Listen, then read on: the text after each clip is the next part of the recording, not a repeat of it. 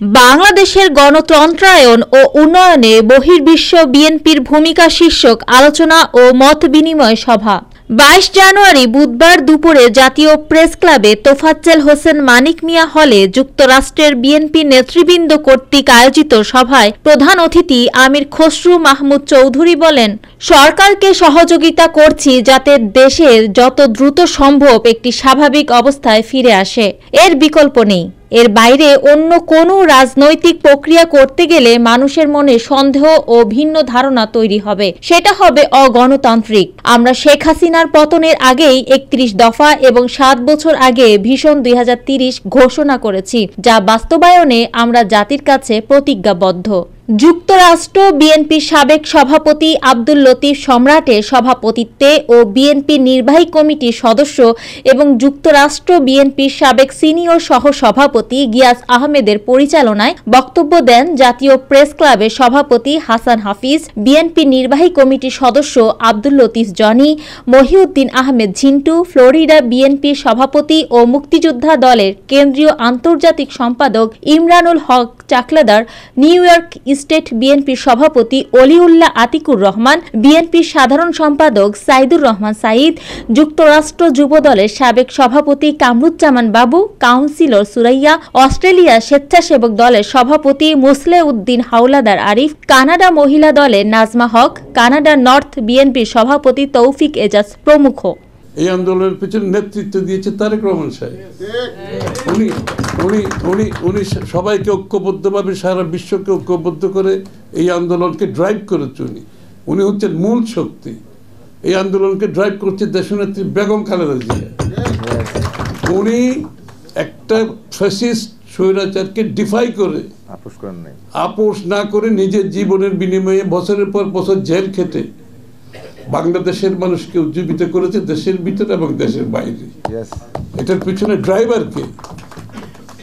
এটা তো BNP drive করছে পুরো আন্দোলনকে, তাই না? বাংলাদেশের মালিকানা নিজেদের হাতে তুলে নিয়েছে জনগণকে বাইরে রেখে, এবং সেটা কিভাবে করেছে?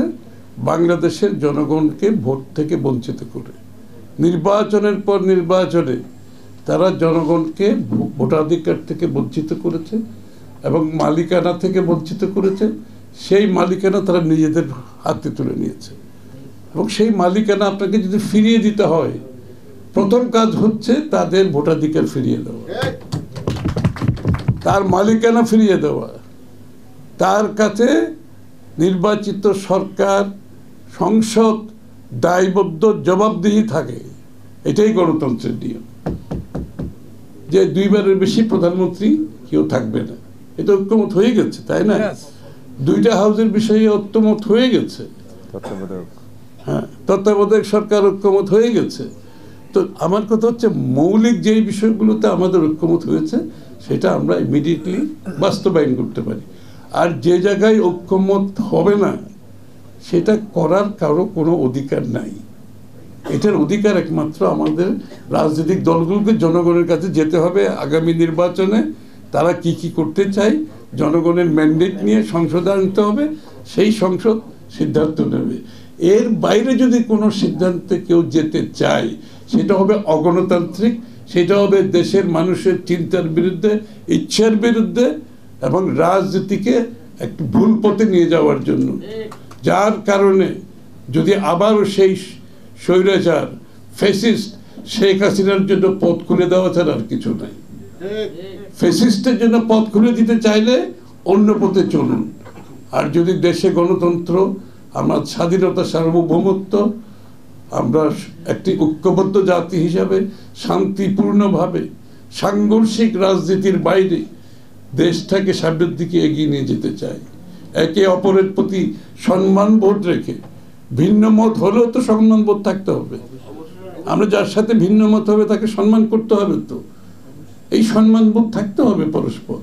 রাজনৈতিক কালচার পরিবর্তন, সংস্কৃতি পরিবর্তন করতে হবে। সেই পুরনো সংস্কৃতিতে রাজনীতি চলবে না।